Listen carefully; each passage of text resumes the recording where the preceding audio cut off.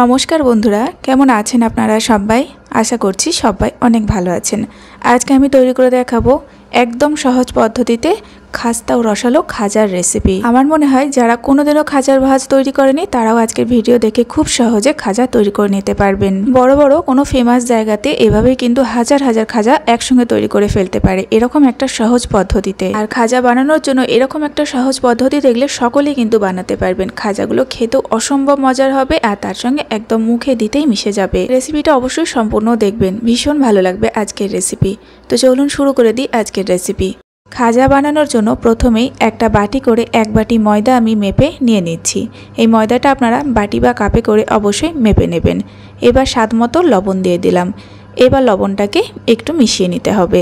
লবণটা যখন ভালোভাবে মিশে যাবে তখন এর মধ্যে আমি দিয়ে দিচ্ছি সাদা তেল, মানে ময়ামের জন্য আমি সাদা তেলটা দিচ্ছি। আপনারা এখানে ঘিটাও দিতে পারেন। আর সেই বাটি করে মেপে আমি তেলটা দিচ্ছি আপনাদের বোঝার সুবিধার জন্য। তো এখানে দেখুন আমি এই বাটির 4 ভাগের 1 ভাগ সাদা তেল দিলাম। চা চামচে করে মাপা হলে মোটামুটি 4 থেকে 5 চামচ মতো তেল এখানে আছে। এবার খুব সুন্দর করে আমি ময়াম দিয়ে নেব। আপনারা চাইলে চা চামচে করেও মাপটা করে নিতে পারেন। মোটামুটি 5 চামচ সাদা তেল বা ঘি এখানে দিয়ে দেবেন 1 বাটি ময়দার জন্য। আর এখানে কিন্তু আমি সুন্দর করে ময়ামটা দিয়ে নিয়েছি। আর ময়াম দেওয়ার পরে এরকমভাবে একটু ময়দা মুঠো করলে দেখবেন একটা ঢেলার মতো তৈরি হচ্ছে, তখনই বুঝবেন ময়ামটা ঠিকঠাক হয়েছে। এরপর থেকে অল্প অল্প জল দিয়ে ময়দাটাকে মেখে নিতে হবে। আর যদি মনে হয় যে এরকম একটা ঢেলা তৈরি হচ্ছে না, তাহলে আরও একটু ঘি বা সাদা তেল এখানে অ্যাড করে একটু ময়াম করে নেবেন, তাহলে ঠিকঠাক হয়ে যাবে। আমি প্রথমে অল্প অল্প জল দিয়ে সমস্ত ময়দাটা এক কাছে আর কি জড়ো করে নিয়েছি।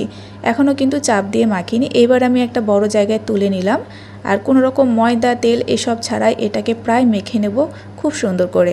আর যেভাবে আমি মাখছি দেখুন ঠিক এইভাবেই মাখবেন, প্রায় হাতের সময় নিয়ে 2 মিনিট মতো। আর 2 মিনিট মেখে নিলেই দেখবেন ময়দাটা একদম সফট হয়ে যাবে। আর এটাকে কিন্তু রেস্টে রাখার একদম দরকার হবে না। আজকের এই খাজাগুলো তৈরি করার জন্য যেই টিপসগুলো আপনাদের সঙ্গে শেয়ার করছি আপনারা অবশ্যই ফলো করে খাজাটাকে তৈরি করবেন। ময়দাটা কিন্তু এখানে রেস্টে থাকবে না, কারণ প্রথমেই আমি একদম সফট করে মেখে নিয়েছি। এবার একটু লম্বা করে এর থেকে আমি ছোট্ট ছোট্ট করে লেচি কেটে নিচ্ছি। লেচিগুলো কিন্তু মিডিয়াম সাইজ করে কাটতে হবে, একদম ছোট নয় আবার খুব বেশি বড় কিন্তু নয়। মিডিয়াম সাইজ করে সমস্ত লেচিগুলো কাটার পরে হাত দিয়ে আমি গোল করে নিলাম। এবার এগুলোকে একটুখানি সাইড করে দিলাম। আর এখানে কিছুটা পরিমাণে শুকনো ময়দা নিয়ে নিচ্ছি। আর এই খাজাটা তৈরি করার জন্য শুধুমাত্র ময়দার প্রয়োজনটা অবশ্যই, অন্য কিছু দেওয়ার দরকার নেই। মোটামুটি ময়দা দিতে হবে আর এইভাবে রুটিটাকে বেলতে হবে। ময়দা ছাড়া কিন্তু একদম এখানে বেলতে যাবেন না। অল্প অল্প করে আর কি ময়দার ছিটে দিতে হবে আর এই রুটিটাকে বেলে নিতে হবে ঠিক এই রকম পাতলা করে। যখন রুটিটা বেলা হবে ওপর থেকে আরও একটু সামান্য ময়দা দিয়ে হাত দিয়ে একটুখানি ঘষে দিতে হবে। এবার দেখুন ভাজটা কতটা সহজ, খুবই সহজ, আপনারা দেখলেই বুঝতে পারবেন। তো একটু দেখে নিতে হবে, তাহলে বুঝে যাবেন। এইভাবে রুটিটার এই সাইডে একবার ভাঁজ দেব, আবার রুটিটাকে উল্টো করে আবার ওই সাইডে ভাঁজ দিয়ে দেব। আর এরকম করে পুরো রুটিটাকে আর কি ভাঁজ দিয়ে নিতে হবে। আর ভাঁজ দেওয়ার সময় কিন্তু আঙুল দিয়ে চেপে দেবেন না, এইভাবে হালকা হাতে ভাঁজটা দিয়ে নিতে হবে। আর তারপরে দেখুন প্রথমে এই সাইডটা এনে ঠিক এরকম জায়গাতে আটকে দিতে হবে, আবার কিন্তু এটাকে ঘুরিয়ে বিপরীত সাইডটাও একইভাবে আটকে দিতে হবে। আর আঙুলের সাহায্যে একদম চেপে দিতে হবে, তাহলে কিন্তু যেখানটা আর কি জয়েন করা হলো সেই জায়গাটা খুলে যাবে না।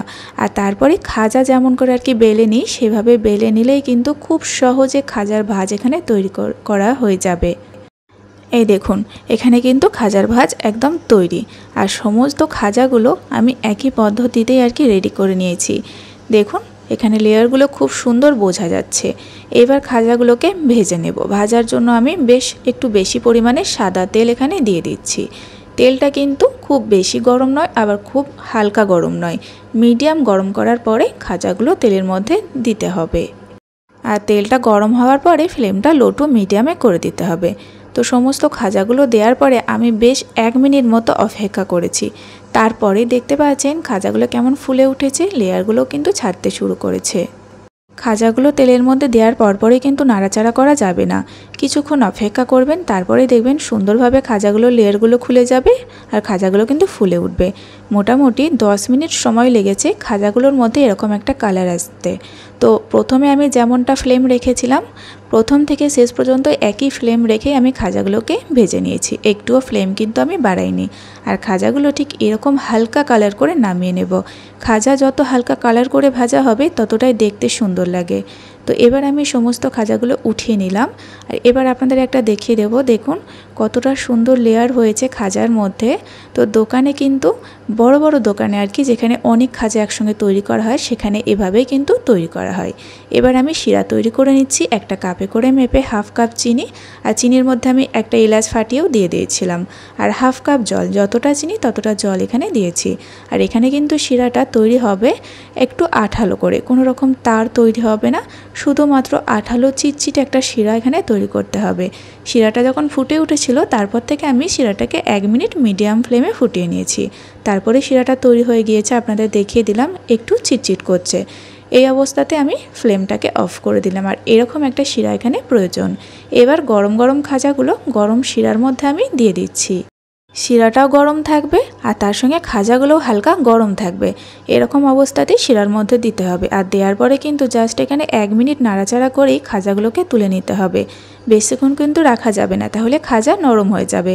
মোটামুটি 1 মিনিট এপিট ওপিট একটু নাড়াচাড়া করে আমি খাজাগুলোকে তুলে নিয়েছি এরকম একটা আর কি ছিদ্র জায়গাতে, তাহলে এক্সট্রা রসটা ঝরে চলে যাবে। দেখুন খাজাগুলো দেখতে কতটা লোভনীয় লাগছে।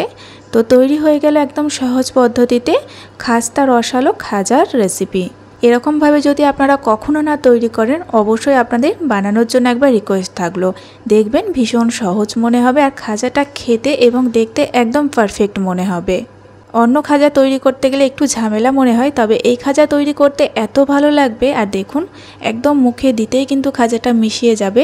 কতটা সুন্দর তৈরি হয়েছে বুঝতেই পাচ্ছেন, একদম নরম সফট, তার সঙ্গে কিন্তু খাস্তা রয়েছে। তো বন্ধুরা বাড়িতে অবশ্যই তৈরি করবেন। আর রেসিপিটা কেমন লেগেছে একটা লাইক এবং কমেন্টের মাধ্যমে কিন্তু জানাবেন। আর আজকের ভিডিওটা আপনি সম্পূর্ণ দেখে থাকলে অনুরোধ থাকলে চ্যানেলটিকে সাবস্ক্রাইব করে পাশে থাকবেন। আজ এই পর্যন্তই, আবারও ফিরে আসবো এরকম কোনো সহজ রেসিপি নিয়ে। ততক্ষণে আপনারা সকলে ভালো থাকবেন এবং সাবধানে থাকবেন।